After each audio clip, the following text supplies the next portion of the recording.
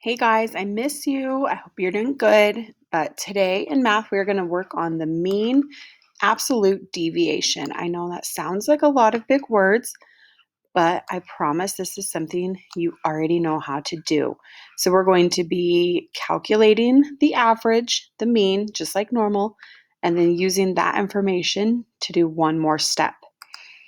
So first we're going to start and we're going to calculate the average of this information. So we have a 3, 3, 5, 5, 5, and 9. So go ahead and add those together. Then once you've done that, you're going to divide by how many data points you had. So this one ends up being 3, 3, 5, 5, 5 plus 9 equals 30. And we are going to divide that by 6 data points equals 5. So our mean for this set is 5. So now that we know that information, we're going to figure out how far away each of these points are from that average right there. So if we have 5 and we're trying to figure out how far away a 5 is from 5, well, it's 0 away. So all of these turn into zeros. Then to get to the 3, we had to go 1, 2 places. So each of these turn into a 2. And this one here went 1, 2, 3, 4 places. So what do those numbers mean? Is they're telling us the distance from the average.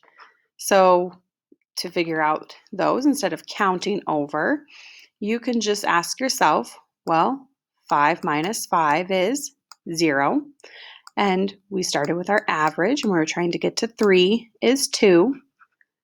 This one was 9 minus 5, because we want our big number first, and that equals 4. So this is kind of your new dot plot. We took each of the dots, and instead of putting a dot, we're going to list the distance away from the average.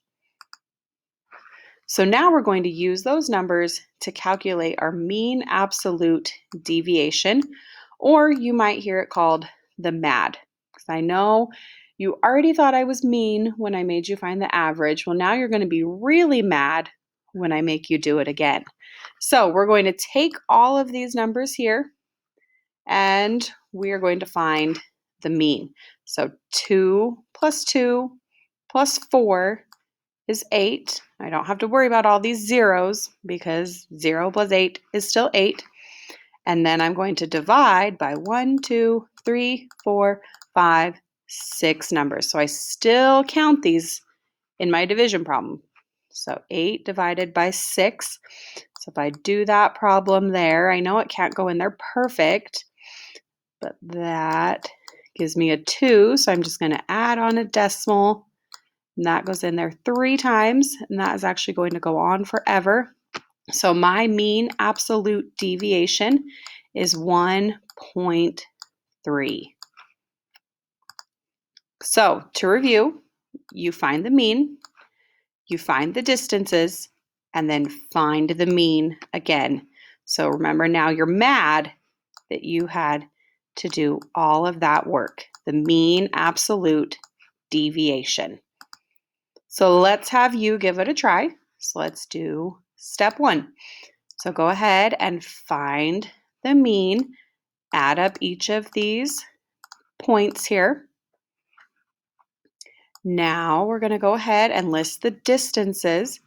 So once you know your average was 6, so tell me how far away each of these numbers are from 6.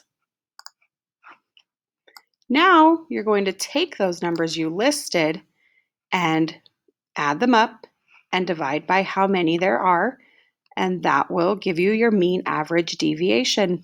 Good work today, guys.